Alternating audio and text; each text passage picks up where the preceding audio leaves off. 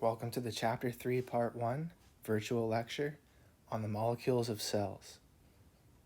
The focus of Chapter 3 is going to be on biomolecules, also known as biological molecules, also known as macromolecules. Now, these are four classes of relatively large molecules that are responsible for carrying out all the basic fundamental functions of life. And they also compose the structures of life.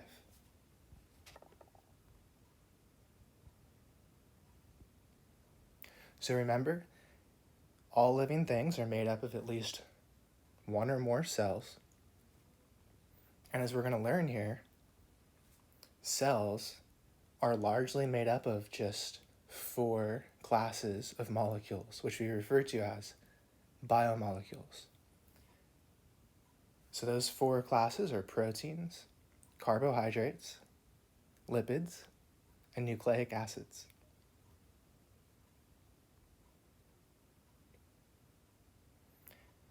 Now, some characteristics that tie together these four different classes of biomolecules, they are all considered organic molecules, meaning that they are molecules that are based off of carbon atoms. So carbon is the most predominant atom that you'll find in these large molecules, and there's a reason for that. If you remember back to Chapter 2, carbon has a very unique electron distribution structure. So carbon, if you look at its valence shell, has the potential to form up to 4 different covalent bonds, something we call tetravalence. So it's this reason, the fact that carbon can branch out in 4 different directions, up, down, towards, or away from you. It's this reason that carbon is the cornerstone or the backbone of complex biological molecules. So they're all carbon-based. Now, regardless of the class of biomolecules that we're talking about, these large molecules are all constructed in the same manner. And that is to say that they're big, they're complex, but they're chain-like molecules. So they're long chains of repeating subunits. So let me pick an example. Let's say we're talking about carbohydrates, also known as sugars. Large carbohydrates, as we're going to learn, are called polysaccharides or complex sugars. All right, so a polysaccharide is a long chain-like molecule composed of individual molecules attached to one another. So that long chain composed of repeating subunits is referred to as a polymer. Poly like multiple. Now each polymer, which is a chain, is composed of individual subunits. Each of those individual subunit molecules is referred to as a monomer, like mono for single. So polymers are composed of monomers. Now, as we're going to learn, each of these four classes has different monomer molecules that are characteristic to that class. But there's not many types of monomers.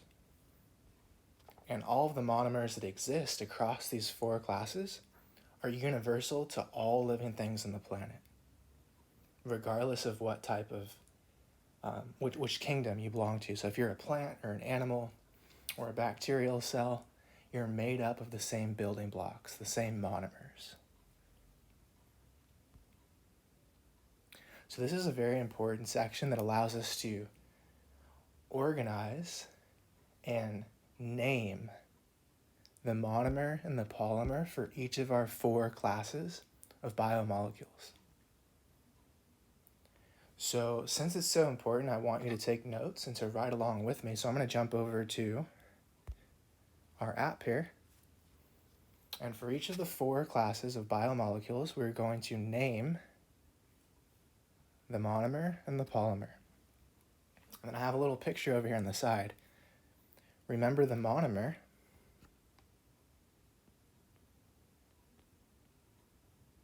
is just a single molecule. It's like a building block, a single subunit. And if you put more than one monomer together in a long chain, right, 2 or more, then it becomes a polymer. So the first class that we're going to talk about are the nucleic acids. Now, the monomer name for this class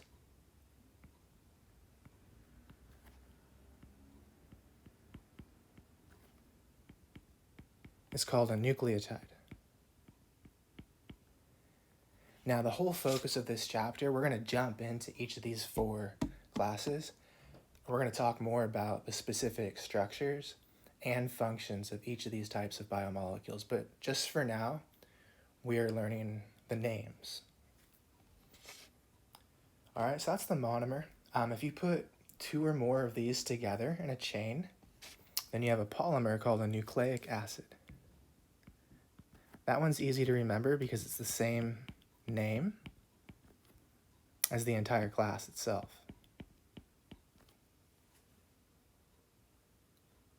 Now, class number 2, lipids, which includes fats and cholesterol, phospholipids, things that don't like water.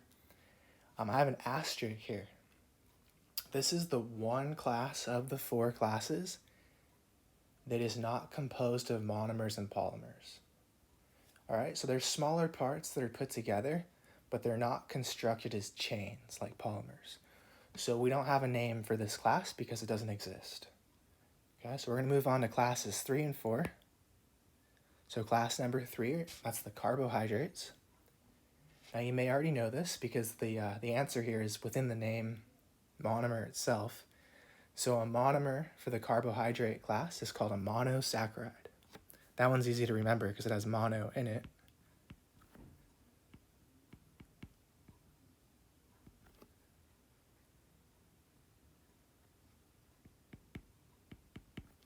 I think I'm struggling writing this in all caps, or spelling this in all caps. Let me try that again.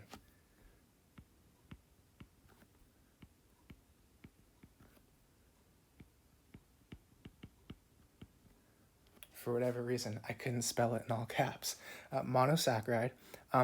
So if you put 2 or more monosaccharides together in a long chain, you get a polysaccharide.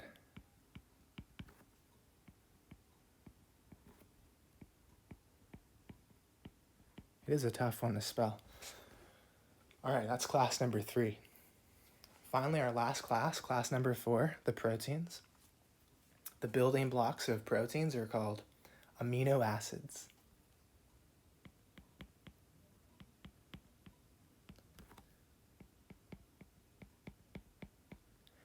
And if you put 2 or more amino acids together into a chain, that becomes a polypeptide.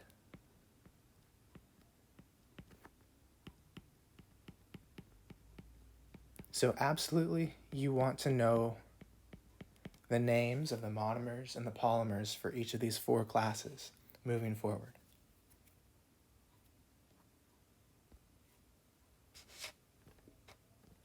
Here's what we just wrote out from a different perspective. We just did that together. And now we're ready to move on to functional groups. Now, earlier we said that these are large, pretty complex molecules that are responsible for all the structures and functions of life. Now, there are groups of atoms or particular elements that are attached to these carbon backbones that distinguish one type of biomolecule class from another. Like, for instance, carbohydrates are characterized by having hydroxyl groups attached to them.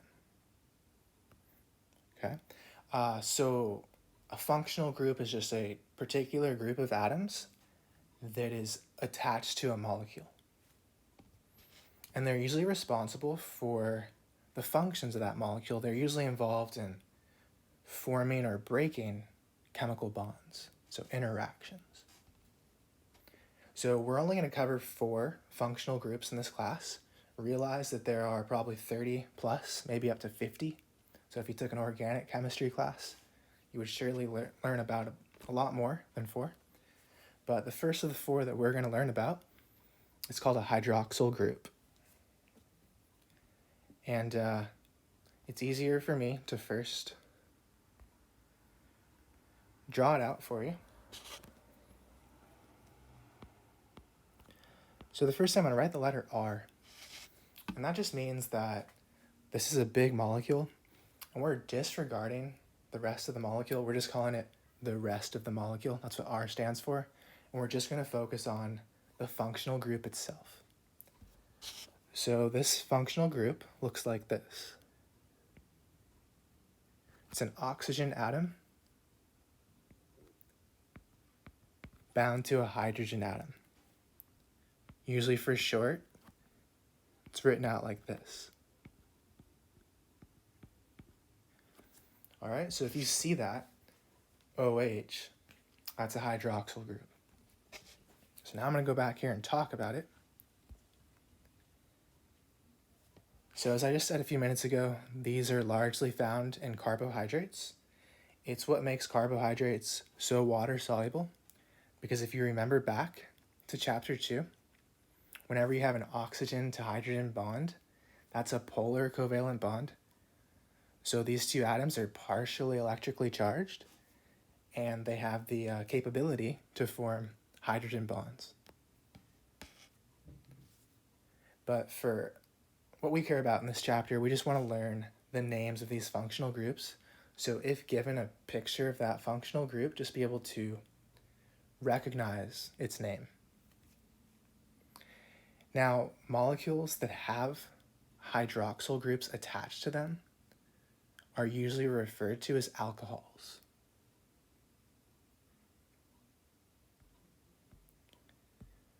All right, our second functional group is called a carboxyl group. This one's a little bit more complicated. So it consists of a carbon atom involved in 2 covalent bonds with an oxygen atom. But remember, carbon always has to have 4 lines coming from it, so we need one more.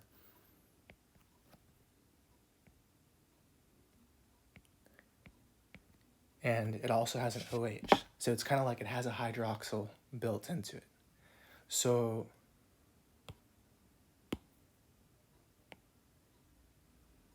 that whole thing, that's a carboxyl group. Very common in biomolecules. It's a characteristic of proteins. So proteins are the one class of biomolecules that we're going to cover in this part 1 video.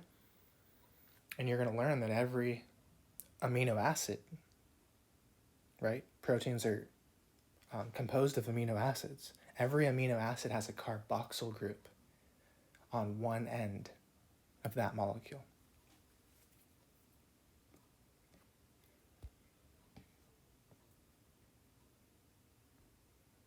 Our next group is also found in proteins. So I just told you that an amino acid has a carboxyl group at one end. It always has an amino group at the other end. So an amino group looks like this.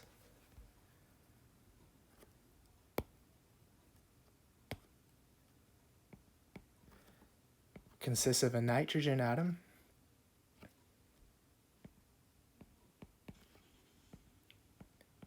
that is bound to 2 hydrogen atoms.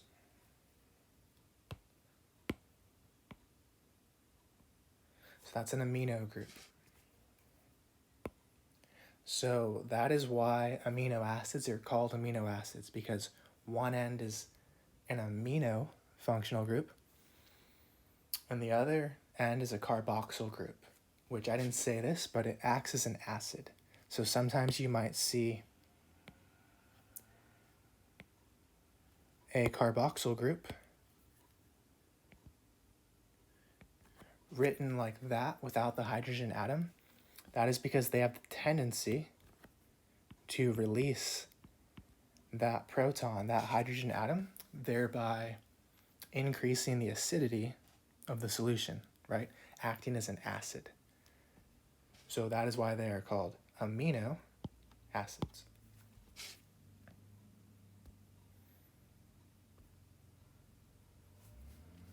And our last group is called a phosphate group. This functional group is largely found in nucleic acids, like DNA. And it's also found in a very important molecule that's involved in energy called ATP. Regardless of where it's found, this is what it looks like. I've already written out for you at the bottom. It's in pink. Kind of complex. It's a phosphorus atom that is completely surrounded by oxygen atoms. All right, so make sure that you can distinguish these four functional groups from one another.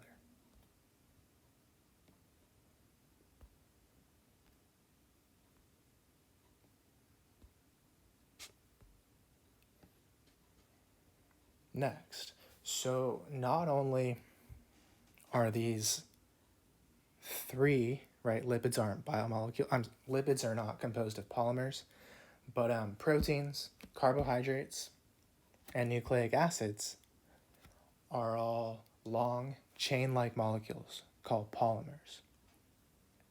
So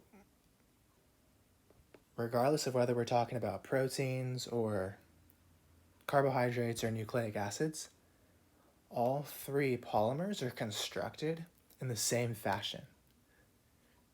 Okay, so we build polypeptides, we build polysaccharides, and we build nucleic acids using the same exact type of chemical reaction. And this is going to be our first introduction to chemical reactions in this class. So first off, why would you need to build polymers as a living thing? Well, there's two major examples. As we're going to learn in this chapter, polypeptides, which become proteins when folded into their proper 3D shape. Proteins, polypeptides, they pretty much do every dynamic essential function in your body. Okay, they do everything. They're enzymes. They allow you to move. They allow you to sense your environment. They allow you to move things around within a cell. Everything. So when you're growing and developing, even at the cellular level, you're constantly building proteins so that you can function, so that you have structure. So building your own proteins is essential to life. So that's one example of why you need to build your own polymers. Second example would be, well, every time you reproduce, whether it's sexually or mitosis, like, your cells replenishing and maintaining themselves, you always have to replicate your DNA. So you always have to make copies of your genetic material. So that's something that happens all the time in your body. So whenever you do that, you have to build nucleic acids. You have to build a polymer. You have to build a replica of your DNA. So just to give you some actual biological examples of why we're covering this. So the name of this reaction, where we're building a polymer, it's called a dehydration reaction. And in biology, when you're building something, generally that requires energy. So we're going to do a few things here. We're going to learn about the basics, the very basics of chemical reactions. And then once we've done that, we're going to come back to dehydration reactions. I'm going to show you how it works.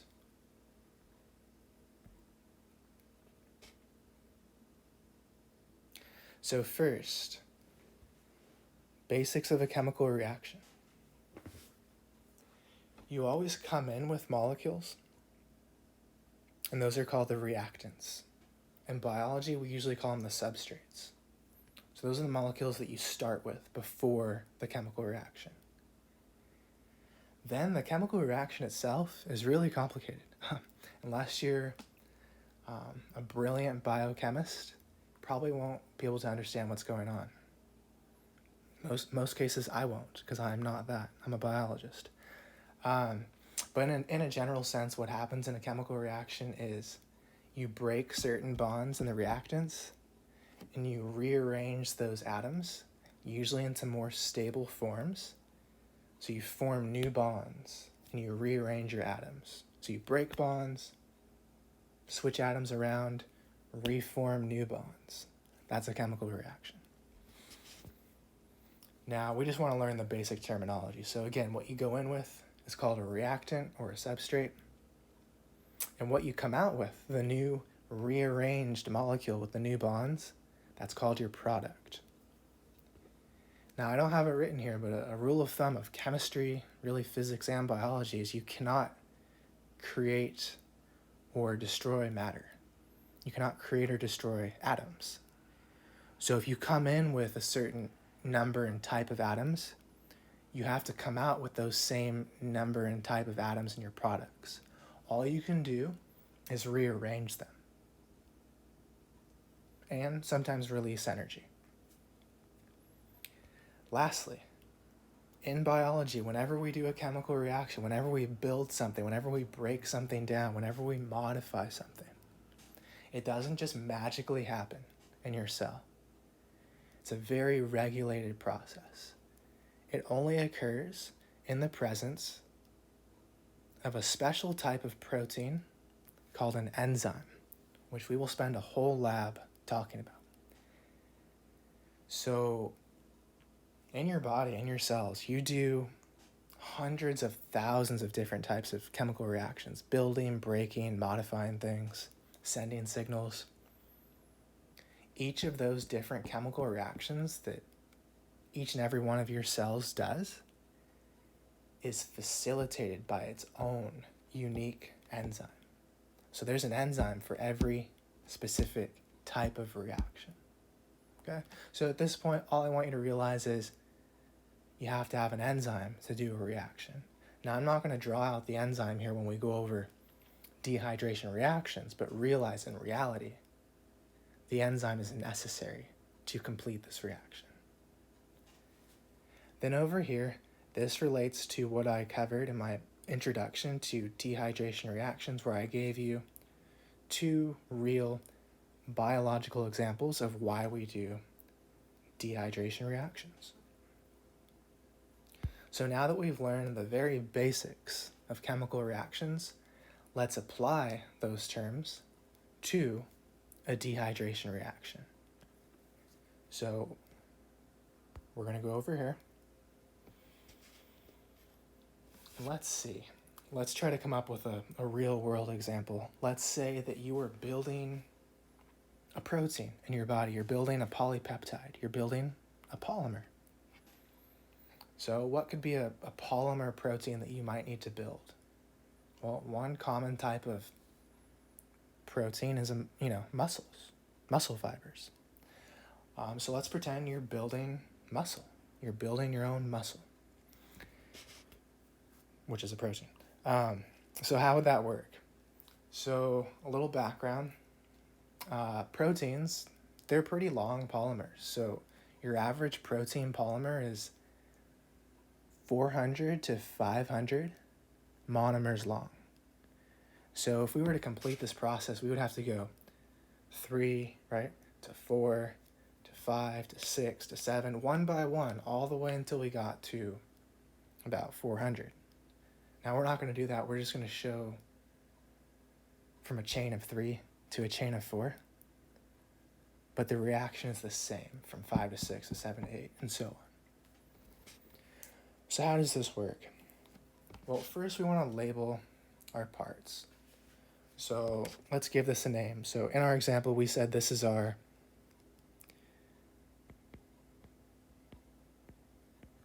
muscle fiber protein, right? And proteins are polymers, so they're long chains. So like I said, we have quite a ways to go. We need to go from 3 to 4 to 5 to 6 and so on. Think back to section number 1 of this current video. What is the monomer of a protein called? Well, if you said amino acid, you are correct. So in this example here, we're looking to add on another amino acid to our growing polymer chain. So going from a chain of 3 to a chain of 4. Next, let's give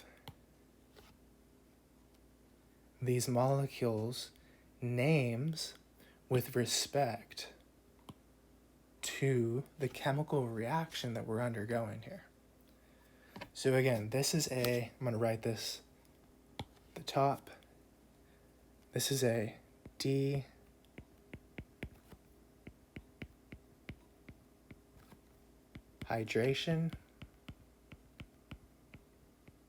chemical reaction,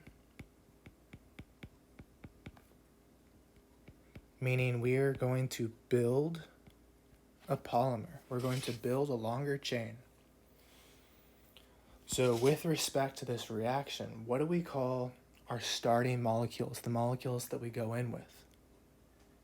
In this case, our muscle fiber protein, which we're looking to elongate, and the amino acid that we're looking to attach to it. Well, these are both called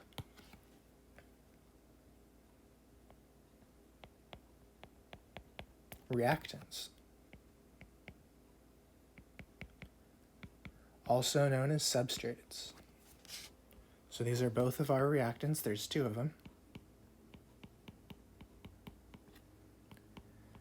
So that's our starting material.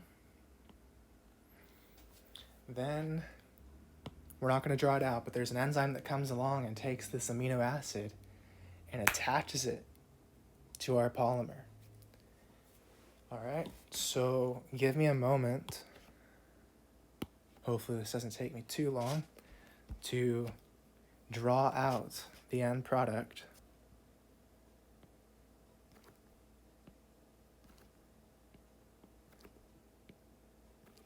Oops, 3 out of 4. All right, so we went from a chain of 3 to a chain of 4, right? We added that amino acid onto our polymer. We built a bigger molecule. So what do we call this molecule? We call this our product.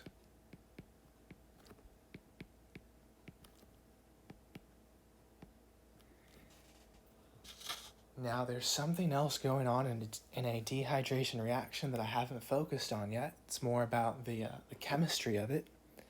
And there's a reason this is called a dehydration reaction, like you're losing water, you're removing water. And the reason is because whenever you do this reaction, there's always a hydroxyl group and a hydrogen atom that are simultaneously removed from both the monomer and the polymer. And then in their absence, a new covalent bond is bridged between the monomer and the polymer. So since this hydroxyl group and this hydrogen atom were removed, we need to show that. And you might be able to notice this or recognize this. That is equivalent to H2O, water. So whenever you do a polymer building dehydration reaction, you always remove a single water molecule from your 2 reactants. So another product of this reaction is water.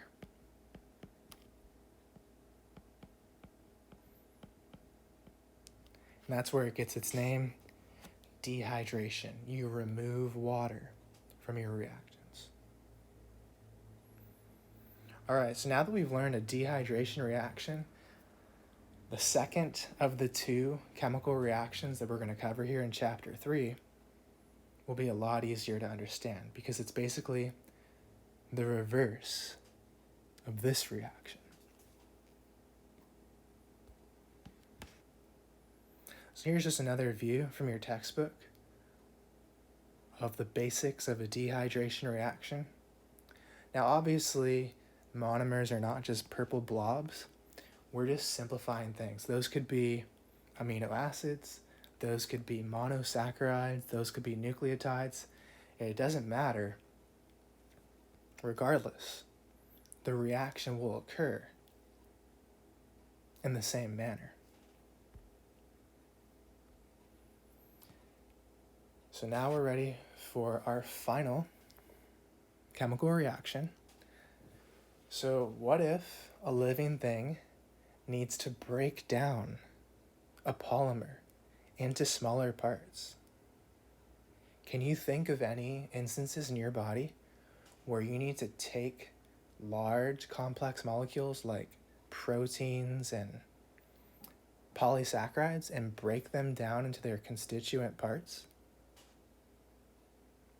Well, if you're thinking, one major example of this as an animal is digestion, right? Acquiring food and breaking it down using enzymes and thereby absorbing these smaller molecules into your bloodstream so that the cells of your body can use these smaller molecules for energy and for manufacturing your own polymers.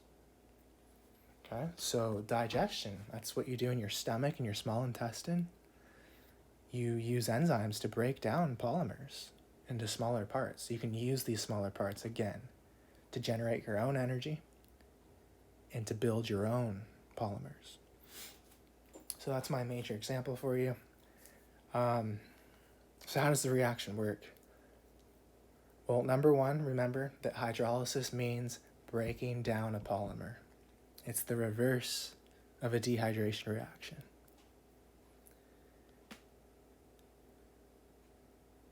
So I want you to take a look at the name hydrolysis.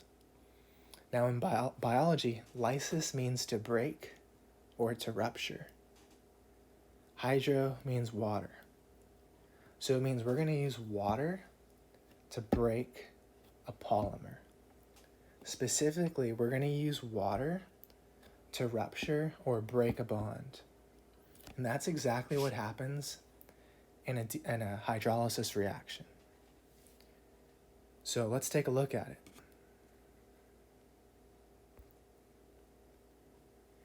So remember, in a dehydration reaction, water was a product. In hydrolysis, it's the opposite. Water is going to be a reactant. So let's give this a real world biology reference. So in this case, let's pretend you just ate a polymer, which, well, that's what most of food is, right? Proteins and polysaccharides. Let's pretend that polymer is starch, okay? So let's pretend, I don't know, you just ate a cracker, which is loaded with starch. And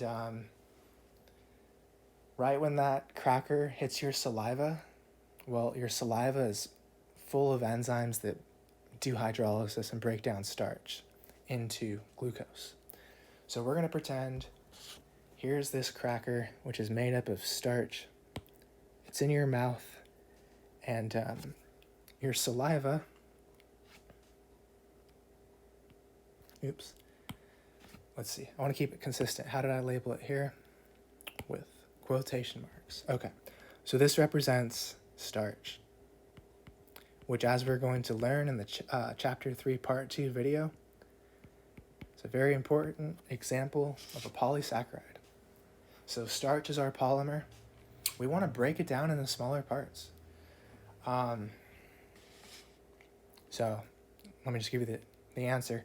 The building blocks of starch, which we're going to learn, are glucose, which is a type of monosaccharide.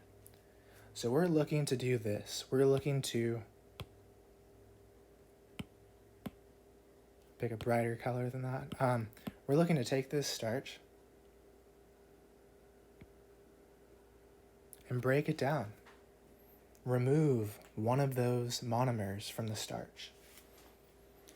Now, a general rule of thumb, when you break down a polymer into smaller parts, usually you release some energy.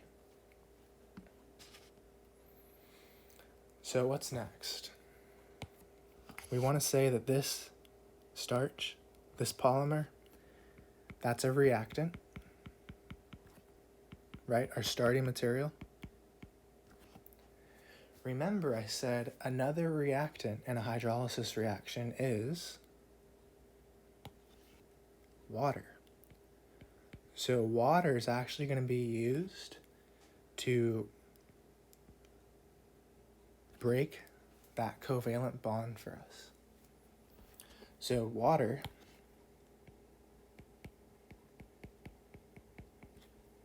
is also a reactant.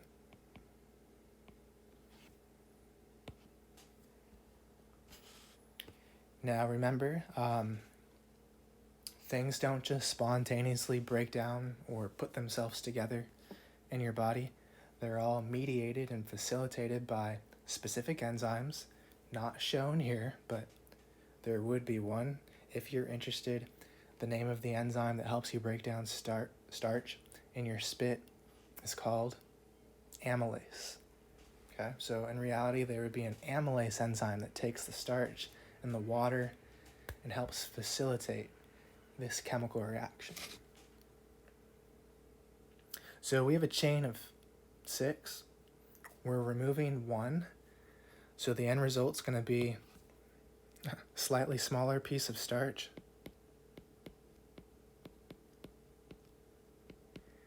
And one of the monomers that we removed from it. Let's see if I can match this color here.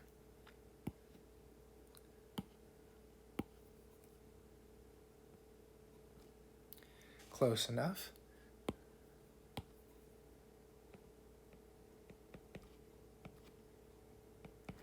And there we go. That's our second product.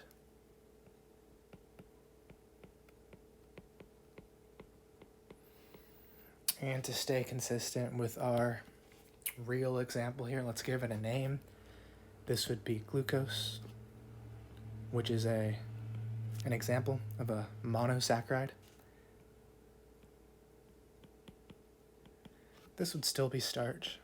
It's just a little bit smaller at this point. Then that glucose, it would go through your digestive tract. It would get to your small intestine. You would absorb it through the cells that line your small intestine. It would go into your blood. It would get processed through your liver. Then, depending on the energy metabolic needs of your body, would get dispersed to one of your trillions of cells from head to toe that may need that glucose to release some more energy from it so you can move yourself, so you can interact, so you can reproduce, whatever you need to do. So that's our example of a hydrolysis reaction. One last thing, you can break a polymer in the center, like into 2 halves, or you can break off monomers one by one. So there's different enzymes that either break from the end of the molecule and just chop things off one by one, and there's other types of enzymes that just split things in half. So just realize that.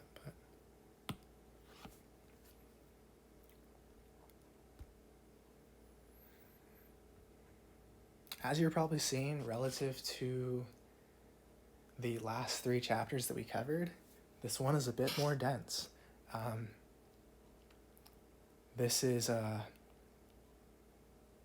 last time diving deeply into chemistry, but it's a tough chapter because it combines both biology and chemistry at the same time. So it is a tough chapter, so make sure you spend a lot of time practicing, going through the videos, making outlines, okay? I'll be honest, it is one of probably the 2 toughest chapters. So the remainder of this part 1 video is going to be on one of the 4 major classes of biomolecules, and that class is the proteins. We'll talk about carbs, nucleic acids, and lipids in part 2. So, as a review, the individual monomer building block molecules of a protein are called amino acids. And if we put 2 or more, right, oftentimes up to 400 or 500 amino acids together in a long chain, then it becomes a polymer called a polypeptide. And as I alluded to before, proteins are huge, okay? You might just think of proteins as like muscle. Maybe you already knew that they were enzymes, but that's not it. Any cool, unique, dynamic, any biological function you could think of, most likely it's carried out by a protein. So anything that you can do as a living thing is due to a protein. Oh, you can perceive light. You can distinguish red versus yellow. Protein. A cone protein in your eye. You can move, right? Muscle fibers. Collagen, keratin, so your structure. Right? Cartilage, connective tissue. So, as we're going to learn here in this last part of the video, proteins do everything. Proteins are really a theme of this class and really all of biology. We're only going to touch on a few different classes of proteins, but they're so important. And they're intricately tied to your DNA. So another really important concept, it's really just like a sentence that you want to understand in this class, is DNA contains the instructions, right, that you inherited from your parents. The instructions for building all of your various types of proteins. So proteins are really a physical manifestation of your DNA. So DNA is kind of like a book. It's like a recipe that tells you how to build your various types of proteins. So proteins and DNA are kind of the same thing. DNA is the information on how to build your proteins. So 2 very important classes. But continuing where I was before, the terms protein and polypeptide are oftentimes incorrectly used synonymously with one another, which is okay, but I want to distinguish properly between the 2 terms. So a polypeptide is just a long chain of amino acids, just a chain, like a piece of spaghetti, okay, a bunch of monomers in a row. But that polypeptide doesn't become a protein until you fold it up, you wind it up, and you tie it together into a very specific, complex 3D shape that allows that molecule to carry out a specific function in your body. Okay?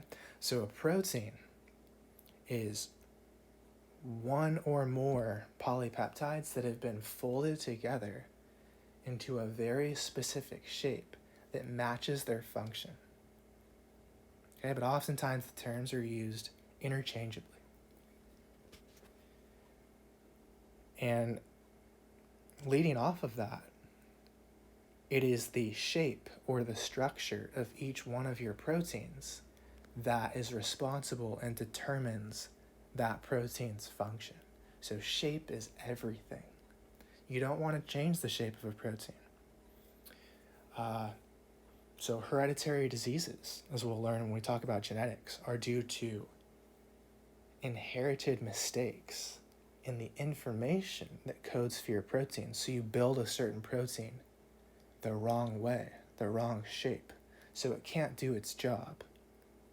That's usually a bad thing because proteins are doing vital functions in your body. So if you lose a certain vital function, you're lacking in some degree. So just to give you some scope here of, because it's otherwise kind of a dry chapter, but I want you to realize we're really going to build off of these 4 classes. You're going to hear about them all semester long. And it doesn't make sense to give you a list of all the things that proteins do on one slide because it would be an endless list. So realize they pretty much do everything, a wide variety of functions. And then as we go through these 4 classes, I really like to hit on the nutritional aspect, right? Because I gave you 2 other terms for biomolecules. We sometimes call them biological molecules. Sometimes in nutrition, they're called macromolecules. Another more colloquial term for biomolecule is just food, okay? This is food. So when you eat food, you're eating carbohydrates, lipids, and proteins. So it makes sense to talk about the nutritional aspect of these molecules while we're introducing them. So for proteins, I want you to recognize foods that you may eat that are high in protein content. So that includes meats from any type of animal, eggs, right? The white of the egg is a protein called albumin. Nuts, which are basically seeds of a dry fruit, usually packed with varying amounts of proteins. Beans, milk, so those are all great sources of protein. And lastly, why do you need to eat protein as a living thing? Why is it essential? Well, as we're going to learn, there are 20 different types of amino acids. I want to make sure I get this number right before I say it. Let's see here. That's actually what I was going to say, so I didn't have to do that. But there are 9 of those 20 amino acids out there that you cannot compose, you cannot build on your own. So you have to consume them, whether it's from a plant or from an animal. Okay? So you can't be lacking in those 9. So you have to eat protein from one source or another to get those. But the reason you need proteins is because we take those proteins and we do hydrolysis. We chop them up into amino acids. And we use those amino acids that we absorb from our food to build our own proteins. So you really are what you eat. Okay, the proteins that you digest become the proteins that are you, that are your structure and do every function that you carry out. And at this point, I want you to pause the video, go into Canvas, go into the Chapter 3 module, and open up the discussion assignment entitled Classes of Proteins. And I want you to try to come up with at least one type of protein. Now, if you've been listening to my lecture here so far for the last half hour, I've given you probably 3 or 4 answers. I'm just looking for one. It doesn't matter if it's right or wrong. I just want to see what you know going into this chapter. So do that. I believe it's worth 1.5 points. And then once you've done that, move on to the next slide. Now here I have a video. I don't like to make my videos any longer than they are, so please watch this video on your own time. It goes over both the basic structure and function of proteins. So beyond that, on this slide, I just have one statement here at the top, and that is that what differentiates one organism or one species from another, like what makes you different from a frog or a dog or anything else, is largely that you have different proteins than a frog or a bird or a spider, okay? The spider might have proteins for spider silk and proteins that cause it to develop and grow in a certain way that makes it a spider, whereas you have different proteins. So even though we're all made up of the same building blocks, the same 20 amino acids, you can put these amino acids together in a multitude of ways, giving you a huge diversity and variety of living forms. But truly, what differentiates one organism or even one tissue in your body from another is the proteins that it has. So that's what makes, your red blood cells look and function different than your skin cells.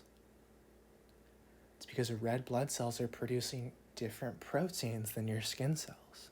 The skin cell may be pumping out and producing keratin, a protein, while the red blood cell may be largely producing hemoglobin, so it can transport oxygen. So that explains really the diversity of life. And that all stems from the genes that you have. So you have to have those specific genes to manufacture those specific proteins. Next, I'm going to try to introduce you to some of the many functions of proteins. Now, on the next 4 slides, I've done a few things here. The first 2 are pictures directly from your book of 8 major types or classes of proteins. Then I've taken those same 8 classes and I've given you a nice, succinct, concise description of those classes. And I've bolded the 2 or 3 classes that we are going to focus on in this class. If it's not bolded, we probably won't talk about it again, or to a great extent. So that's what this means. I've also put a sun symbol next to the classes that we will emphasize. All right, so an introduction. This is likely to be a short answer written question on your Chapter 3 quiz. Like, give me a few examples of classes of proteins. So you want to be familiar with these. First class. Some proteins act as hormones. Basically, a hormone is a molecule in your body that is sent from one location to usually a more distant location in your body, oftentimes through your blood, that tells one cell, the transmitting cell, it tells the cell that receives that hormone signal to do something. So it's a signal between cells in your body. So some proteins are hormones. For instance, insulin is a small hormone that regulates your blood sugar levels. Now, not all hormones are proteins. Many are steroids as well, but some are proteins. So now I'm going to take you to the written description, which is what I just said. Some small proteins are hormones, like insulin. So this is part of a broader biological function. The ability for different cells in your body to communicate with one another. Intercellular communication, like an interstate highway between different states. This is between different cells. Okay? So hormones are an example of intercellular communication. All right, that's one type, 1 of 8. Type number 2. Many hormones sit. Draw a little crude, rudimentary picture. Unfortunately, red is the only color that works in PowerPoint, so I try to avoid this kind of drawing, but pretend this is a cell. Now, the outer barrier of your cell is called the membrane. So the line around the cell represents the membrane. And there are many proteins that project out from the cell membrane. Oops. And their job is to receive hormones or signals from the external environment of that cell. So their job is to perceive things going on in the environment and oftentimes respond to those stimuluses. So these are called receptor proteins. This is another aspect of the ability of a cell to communicate with another cell, but also the ability to, like I just said, respond to the environment, whether that be light, tasting something, sensing heat, sensing a chemical in the environment. Okay, so the ability to perceive. That's a big one. That's basically all of your senses right there. So I'm saying all of your 5 major senses are largely carried out by receptor proteins. Class number 3, movement, which is carried out by contractile muscle fiber proteins, which slide. And you can't see my hands, but I'm sliding my hands together like that. And motor proteins, which move. So any type of movement in your body, whether it's your whole body moving, right, via muscle contractions, or whether even if you peer into an individual cell and you move something from point A to point B within that cell, any type of movement is facilitated by proteins. So that's a huge one. You could say like 40 to 50% of the proteins in your body are devoted to that. So where is that here in our written description? Movement. So that includes your muscle fibers. I'm not going to dive too deep into this because this is not a physiology class. But a muscle contraction involves 2 different types of proteins, the fibers that slide, and the motor proteins, which are kind of like rubber bands that do the work and cause the fibers to slide past one another. In any case, these are proteins. Then we also said you oftentimes need to move things around inside the cell. That's also facilitated by proteins called motor proteins. And then lastly, you oftentimes need to move things around outside of the cell to transport things like, for instance, oxygen. So hemoglobin is an example of a protein that moves something around. So if this is starting to feel a little bit overwhelming, like I'm spouting a lot of information at you, it is. This is kind of like a summary of the entire class, you know? This is biology. Proteins are biology. So I'm just trying to convey, again, the wide diversity of protein functions. We're not going to dive too deeply into any of these classes. I just mainly want you to know the names of the classes. I'm trying to give you real examples to picture as we're going through them. So those are 3. Number 4, think of you. You have a certain anatomy. You have a certain structure. You have tissues. You have connective tissue. You have collagen, right? You have tendons. You have ligaments. What are all those components that hold your body together comprised of? Well, proteins.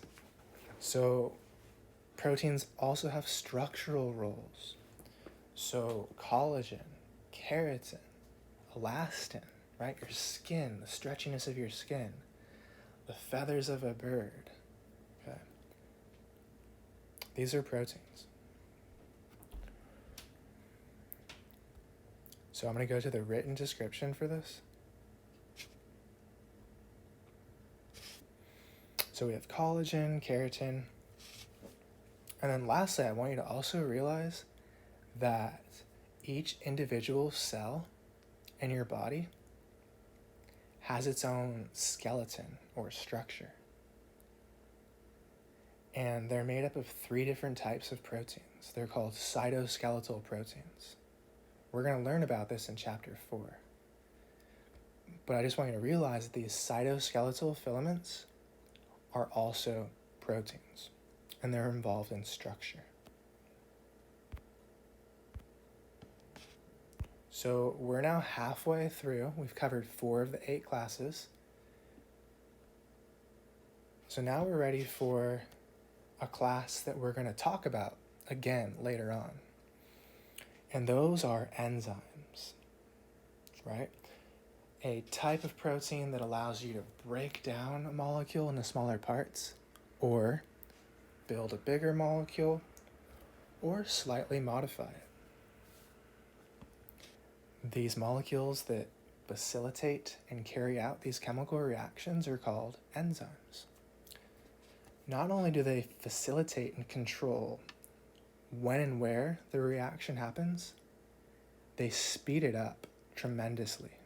So they're considered catalysts. Okay, they spark chemical reactions and they speed up the rate. Enzymes. So you have a whole assortment of digestive enzymes, for instance, that break down proteins, that break down carbs, that break down lipids.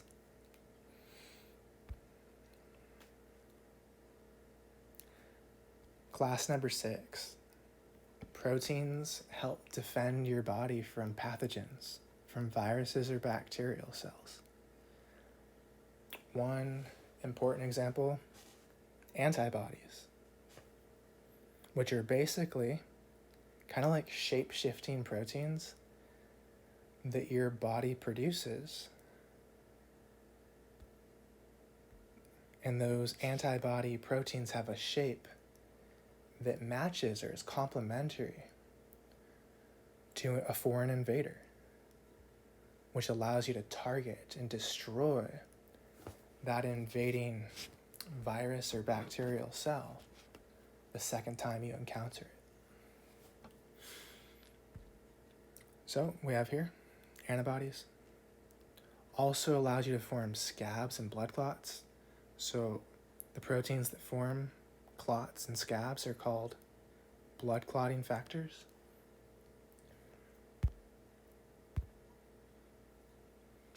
Class number 7. Plants and animals store excess proteins oftentimes. So an example in humans would be in milk, or in other animals in eggs, or in plants in the seed. So oftentimes those are stored for the newborn or the embryo of the plant or the animal. So the name of the storage protein in milk is called casein. In eggs, it's called albumin.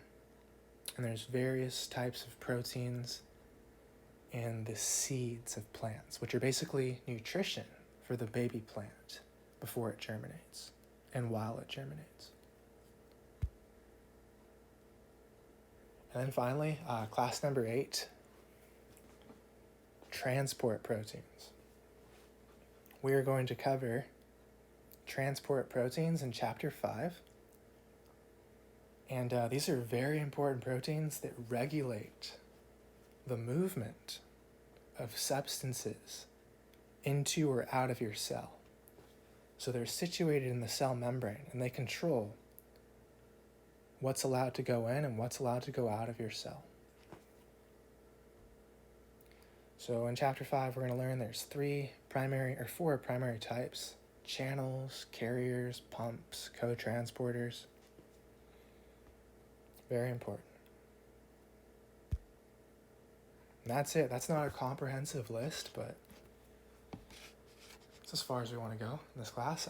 Again, we're only going to mention later on, again, the classes with the star next to them and the classes that are bolded.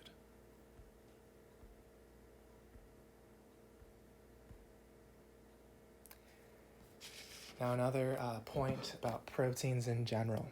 I said this before, but the shape of a protein determines its function. And if you change the shape, even in the smallest way, you're going to negatively impact its essential function. So here's a visual example. Here's a protein that's on the flu virus in yellow. Here's an individual that has produced antibodies to help defend themselves from the flu virus. Notice how the antibody protein is a mirror shape of the flu virus protein. It's like puzzle pieces that fit together. And if it wasn't that specific shape, it wouldn't be able to do its job of sticking to and recognizing the flu. Now you can use that same general thought process for any protein. Its structure determines its function. And realize, protein structure is really sensitive. We'll talk about later on in this class various ways that you can affect the structure of a protein. Generally, it's not a good thing.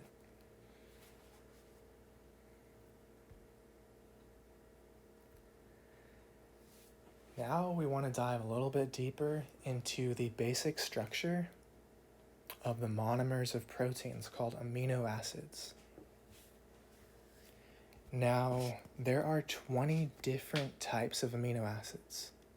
So all living things on the planet, their proteins are made up of the same 20 different types of amino acids. We just put them together in various different combinations to give us different proteins. But the building blocks are the same, they're universal. Now each protein, each polypeptide, differs from another type of protein in terms of the length of that chain and the specific amino acids that chain is composed of. Now we're going to take the time to draw out the basic structure of an amino acid. Now, you don't need to be able to draw this from memory, but you need to be able to recognize, for instance, an amino acid from a fat, from glucose, from a phospholipid. So you should be able to recognize the molecule. So first off, it's got a carbon atom at the center. And this is a great way to apply our functional groups, because on the right-hand side, there is a carboxyl group.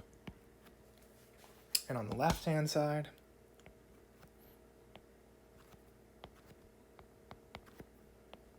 there is an amino group. Now remember, carbon has to be bound, right, to 4 different atoms. Right now, we're only at 2. So number 3, there's a hydrogen atom. And then number 4, there's a group of atoms that project off, and it's variable. It depends on which of the 20 amino acids you're talking about.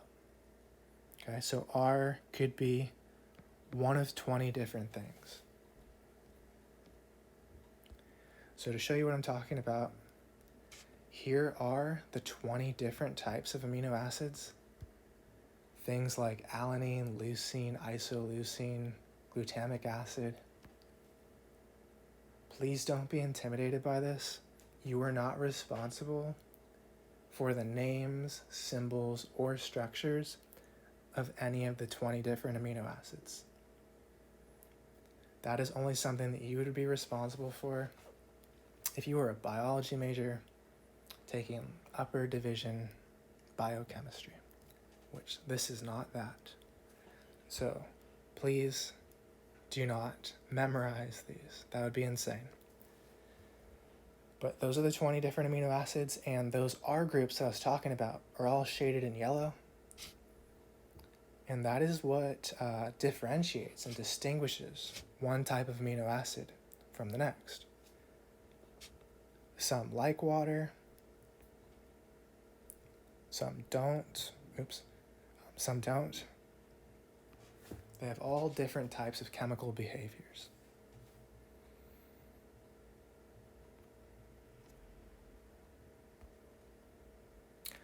So So that's the basic structure of an amino acid. Now I'm going to take this, I'm going to move it over, because we're going to use this same drawing in a moment.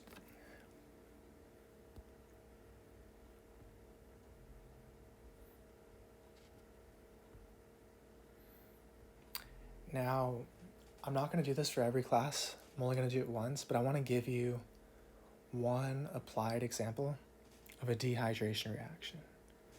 So we're going to say, let's pretend we want to build a polypeptide. So we need to put 2 amino acids together to make a longer chain. So how would that look? So instead of drawing purple blobs, we're going to use actual amino acids. So we're going to do that. So I've already drawn one amino acid. Let me draw a second.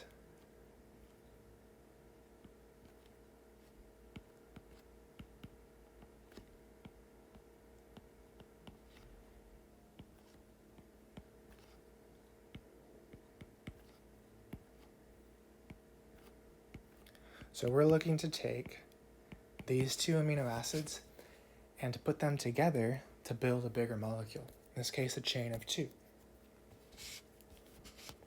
So remember, in a dehydration reaction, you're always looking to remove water. So we're looking for basically the 2 halves of water.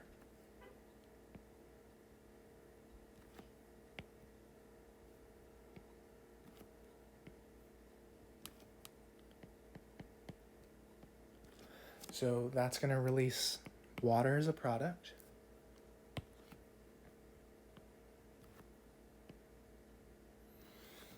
And then we're going to bridge a gap between those 2 atoms. So the end result will look like this.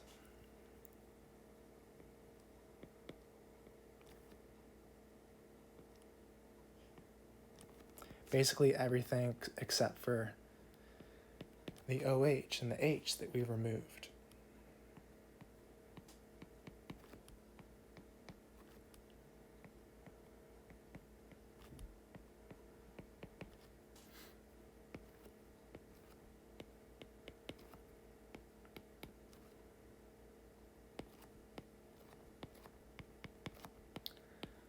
So there we go. We have a chain of 2, and we formed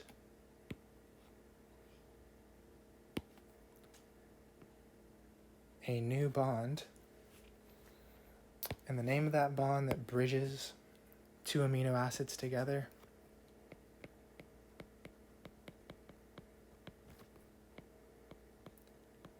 is called a peptide bond. So there was a applied example of a dehydration reaction. You would do this anytime that you're building your own proteins in your body.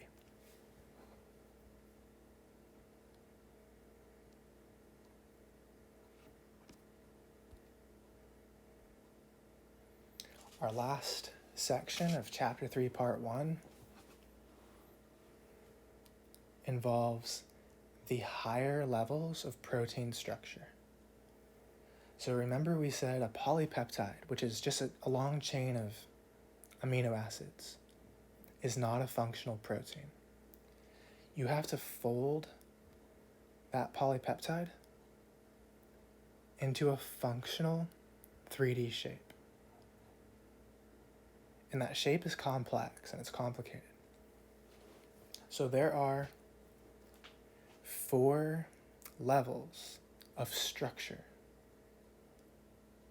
that a protein is comprised of: primary, secondary, tertiary, and sometimes quaternary structure.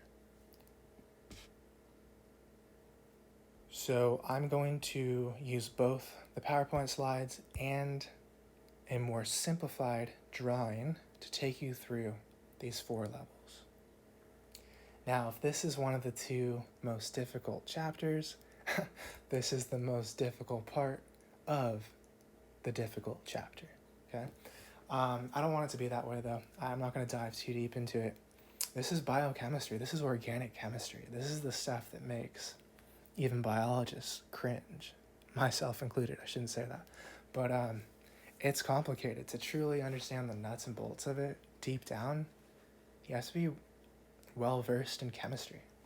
So we just want to look at it from a broader point of view and take away the things that we need to know that relate to biology moving forward. So, the 4 levels. The first level, really simple. It's called primary structure. It is just the specific sequence of amino acids that you're going to find in that particular polypeptide. Now, each polypeptide is going to have a different sequence. This one happens to be whatever it is: glycine, proline, threonine, glycine. Okay? It's unique to this specific polypeptide. Okay, so that's the primary structure, just the sequence of amino acids in the chain. Secondary, tertiary, and quaternary are where we're going to take this chain and fold it upon itself to create a larger, more complex 3D shape. So the first of those twists, folds, and coils is called secondary structure. And there are 2 different types. Helices that go like this, that look like a corkscrew. And also you can take the polypeptide and fold it into a sheet, like a wall. Now in either case, these 2 different types of shapes, where we take the polypeptide and we kind of coil it together, this is a helix, or a sheet. In either case, these shapes are held together by weak hydrogen bonds.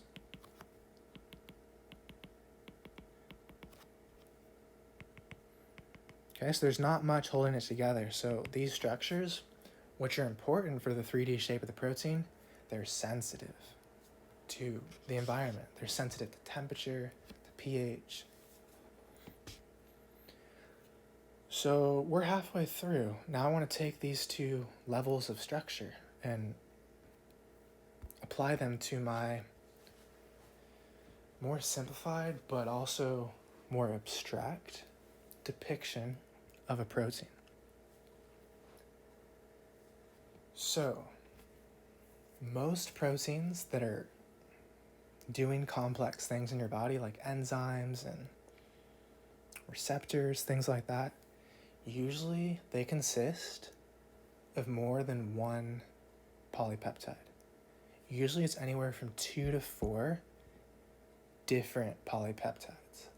So for instance, hemoglobin, which transports oxygen in your blood, that's a protein that has 4 different polypeptides. So what I've done here is so I can illustrate all levels of protein structure, I've chosen a protein that has 4 different polypeptides. And I've depicted each of the 4 polypeptides with a different color. One's in black, one's in blue, one's in red, one's in green. So 1, 2, 3, 4. Now they're going to come together and fold together to form one unified functional protein. So I'm going to swipe this over, and we're going to pretend this here, this whole thing, we're going to give it like a cartoon drawing. We're going to say this is an enzyme, for instance. And our cartoon drawing of it's going to be like this. So this enzyme's got a particular shape. It's got this little triangular groove here. And that allows it to facilitate, I'm just giving an example, it doesn't really matter, facilitate a specific reaction. So it needs that particular shape to do its job. So this is this. Okay, so we're looking at the same thing from various levels. So that little triangular groove is kind of like right there. All right, so, well, our job here is to go over the 4 levels. So level 1 is if you were just to zoom in on one of these 4 polypeptides, and you would realize that this long red line is just a long chain of amino acids, right? So each red sphere is an amino acid. So that particular sequence of amino acids is your primary structure. So this here is showing us our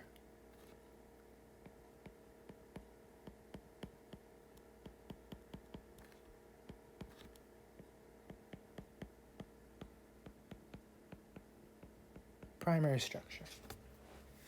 But then you may recognize that various helices and various sheets. Like here's a sheet,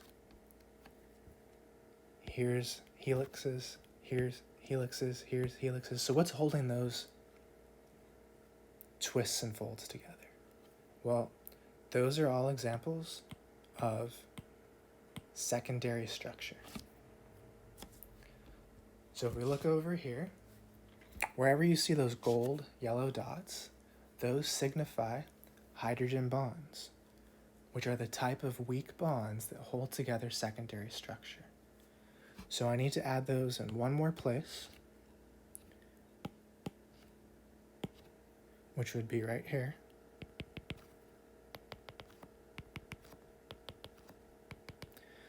So it is hydrogen bonds that fortify secondary structure and hold it together. So here,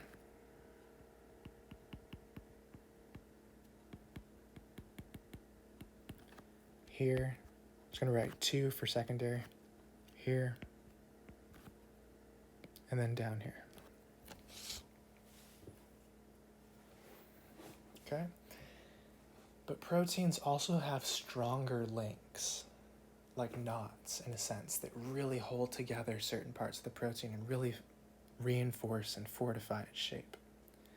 And I've denoted those stronger linkages with pink X's. Those represent the 3rd level of structure, tertiary structure.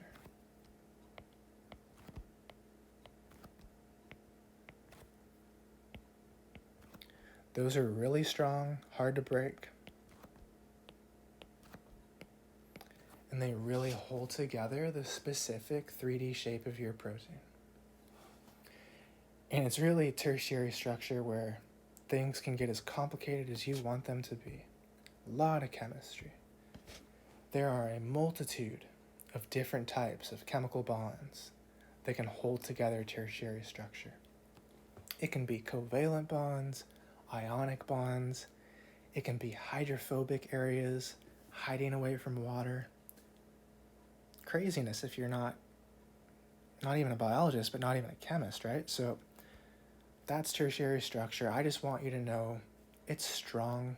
It really holds together the 3D shape of the protein. And that's about it. The 4th level is also really easy, quaternary structure. All that means is if the protein has quaternary structure, now not all do, but if it does, it means that that protein has 2 or more polypeptides associated with it. So some proteins are just like, one chain, and that's it. But many, like we said, like this whole thing here, have 2 and sometimes up to 4 different polypeptides. Well, if it has 2 or more, then we say it has quaternary structure. So this protein here,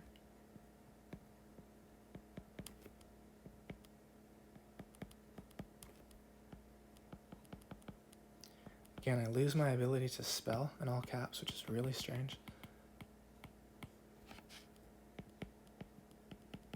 That looks even worse. Forget it. Quaternary, I'm going to put a 4. Okay, the 4th level of structure. This means you have 2 or more polypeptides. For the actual spelling of quaternary, here we go. Quaternary. There we go. So that's that, the 4 levels. Now again, this is the single most difficult concept that we'll ever cover in this class. So if you can get through this, and really all you need to be able to do is distinguish these 4 levels if given a description or a definition, which is not that bad. But yeah, that's the toughest part of this class. So in video number 2, we will talk about carbohydrates, nucleic acids, and lipids. Thank you for listening.